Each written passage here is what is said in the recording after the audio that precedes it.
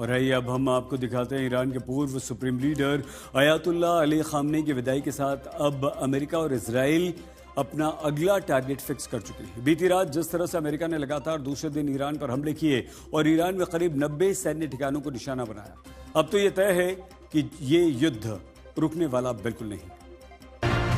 America और Iran के बीच अब ये जंग रुकेगी नहीं। आयतुल्ला खामनेई के बाद ट्रंप के टारगेट पर मुश्तबा पर 92 करोड़ का इनाम। IRGC ने किया अंडरग्राउंड। CIA और मोसाद का ऑपरेशन मुश्तबा। 10 जुलाई को क्या होगा? मुश्तबा घायल हैं, फिर भी अमेरिका और इजराइल के लिए घातक हैं। 28 फरवरी को जंग के पहले दिन अमेरिका और इजराइल ने सबसे पहले ईरान के पूर्व supreme leader ayatollah Ali Khamenei को मार दिया, क्योंकि अमेरिका और इजराइल दोनों ही जानते थे कि जब तक आयतुल्ला खामनेई जिंदा रहते ईरान की ताकत बनकर खड़े होते। लेकिन खामनेई की मौत के बाद भी अमेरिका का ऑपरेशन एपिक फ्यूरी और इजराइल का ऑपरेशन रोडिंग लायन पूरा नहीं हो पाया, क्योंकि ईरान की सैन्य ताकत की पूरी कमांड मुश्तबा खामनेई ने सुप्रीम लीडर बनकर संभाल ली। यही ट्रंप और नेतन्याहू के लिए सबसे बड़ी चुनौती बनी हुई है।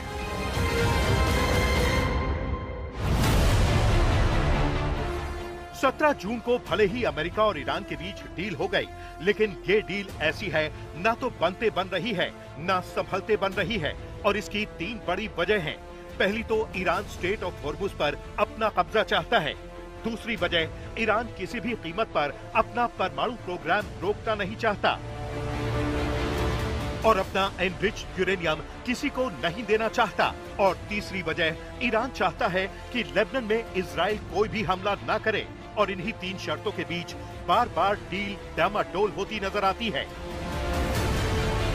इजराइल के institute for national security studies में ईरान मामलों के एक्सपर्ट डैनी सिट्रीनोविज ने एक्स पर लिखा है, अगर जंग से पहले बातचीत मुश्किल थी तो अब ये और भी ज्यादा हो गई है, क्योंकि ईरान अब ऐसे सिस्टम का सामना कर रहा है जो पहले से कहीं ज्यादा बटा हुआ है और कट्टरपंथी है। ये एक ऐसा सिस्टम है जो इस लड़ाई में अपनी मजबूती को जीत के रूप में देखता है, और ये सब इसलिए हुआ है क्योंकि डील की पहल अमेरिकी राष्ट्रपति की तरफ से हुई है। सच ये है कि कभी डोनाल्ड ट्रंप ईरानी सभ्यता को ही मिटाने की धमकी देते हैं और अगले ही पल डील की बात कह देते हैं। They're gonna have no bridges, they're gonna have no power plants. Stone Ages, yeah. I mean, complete demolition. It will take them 100 years to rebuild. It would take them 20 years to rebuild their country, and it would never be as good as it was. अब Iran समझता है कि जंग में वो जीत रहा है और उसके जवाबी हमलों से अमेरिका बैकफुट पर है। और ये साबित करने के लिए ईरान की इस्लामिक रेवोल्यूशनरी गार्ड कॉर्प्स यानी IRGC ये मैसेज देती है कि ईरान की command supreme leader Mushtaba Khamenei के हाथों में है। उनकी तरफ से जो संदेश आता है उसी को अंजाम दिया जाता है, और इसीलिए अमेरिका और इजराइल के टारगेट पर सिर्फ और सिर्फ मुश्तबा खामनेई है। अब ईरान ने आधिकारिक तौर पर वॉशिंगटन को चेतावनी दी है कि मुश्तबा खामनेई को नुकसान पहुंचाने की कोशिश रेड लाइन को पार करना होगी, जिसका अंजाम बेहद गंभीर होगा।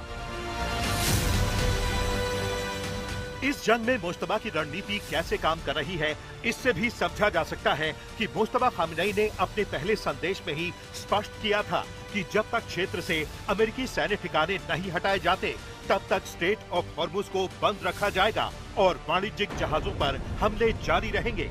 और अब इसी रास्ते पर 3 तेल टैंकरों पर हाल ही में हमले किए गए, क्योंकि हॉर्मुज को लेकर ईरान का प्लान क्लियर है।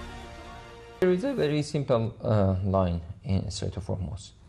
Either you coordinate with the Iranian officials to pass through the Strait of Hormuz, or there would be some attacks or some, let's say, measures taken against allowing ships to pass, or you would be considered a threat, and a threat is simply dealt with missiles or drones or whatsoever, in order to prevent any threat to happen and occur in the Strait of Hormuz.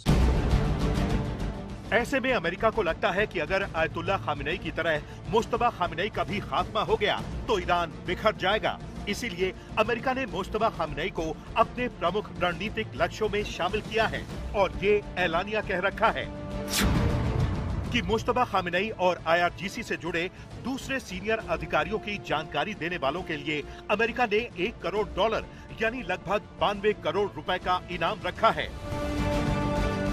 अब Mushtaba Khamenei एक तरफ तो Iran और America के खिलाफ जंग को lead कर रहे हैं, दूसरी तरफ खतरे को देखते हुए सामने नहीं आ रहे हैं।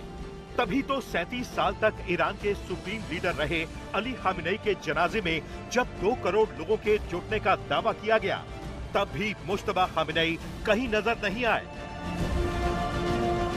5 जुलाई को जब अली खामनेई और उनके परिवार के बाकी सदस्यों के ताबूत ग्रैंड मुसल्ला में लाए गए तो उनके 3 बेटे मुस्तफा, मीसम और मसूद रोते हुए दिखाई दिए, फिर भी मुश्तबा खामनेई नहीं दिखे। ईरान का कहना है कि सुरक्षा कारणों के चलते मुश्तबा इसमें शामिल नहीं है क्योंकि इजराइल उन्हें निशाना बना सकता है। अब सवाल यह है कि आखिर कहां है मुश्तबा खामनेई? तो आपको बता दें कि आयतुल्ला खामनेई की मौत के लगभग 10 दिन बाद 8 मार्च को मुश्तबा खामनेई को नया सुप्रीम लीडर चुना गया। 12 मार्च को मुश्तबा ने अपना पहला लिखित संदेश जारी किया। उनके संदेश को एक टीवी एंकर ने पढ़ा था जिसमें मुश्तबा ने बदला लेने की बात कही थी। इसके बाद से मुश्तबा खामनेई दर्जनों संदेश जारी कर चुके हैं। हालांकि उनके सभी संदेश लिखे हुए रहते हैं जिन्हें सरकारी टीवी पर पढ़ा जाता है। हाल ही में 18 जून को उनका एक अहम बयान सामने आया था जिसमें मुश्तबा ने कहा था कि युद्ध खत्म करने के लिए अमेरिका के साथ बातचीत को उन्होंने अपनी मंजूरी दे दी है, भले ही उनकी राय अलग थी। हालांकि कई चर्चाएं ऐसी थीं कि 28 फरवरी के हमले के बाद मुश्तबा खामनेई जिंदा नहीं हैं, क्योंकि उस हमले में मुश्तबा की पत्नी जहरा हद्दाद आदेल और उनके परिवार के दूसरे सदस्य मारे गए थे। लेकिन कई ईरानी अधिकारियों ने इस बात को माना है कि 28 फरवरी के हमले में खामनेई घायल हो गए थे। इससे ये अटकलें लगाई जा रही हैं कि हो सकता है कि वो पूरी तरह ठीक होने और अपनी सुरक्षा का ध्यान रखते हुए ही सबके सामने आना चाहते हों।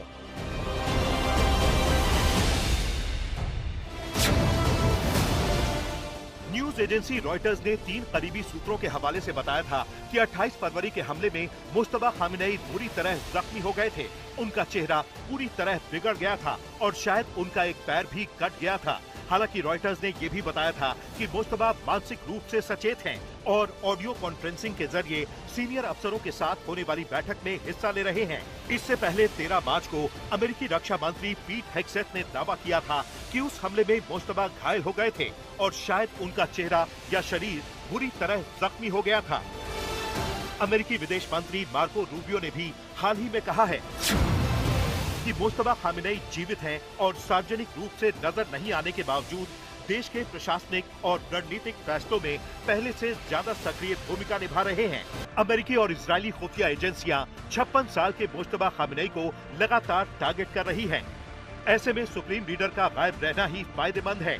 सच ये भी है कि अगर मुश्तबा खामनेई की मौत हो गई तो ईरान की सत्ता बिखरने में देर नहीं लगेगी और अंत IRGC का भी होगा, क्योंकि मुश्तबा ईरान की इस्लामिक रेवोल्यूशनरी गार्ड कॉर्प्स यानी IRGC और उससे जुड़े संगठनों को सीधे बढ़ावा दे रहे हैं और संभावित हमलों के खतरे को देखते हुए वो लगातार सार्वजनिक जीवन से दूर और छिपे हुए हैं। विश्लेषकों का मानना है कि वो किसी सुरक्षित गुप्त स्थान या बंकर से ही ईरान की सरकार चला रहे हैं और खुद को हमलों से बचा रहे हैं, क्योंकि ये भी निश्चित है कि अगर मुश्तबा की सुरक्षा में रत्ती भर भी लापरवाही बरती गई तो वो सीधे अमेरिका और इजराइल के टारगेट पर होंगे। आज तक ब्यूरो।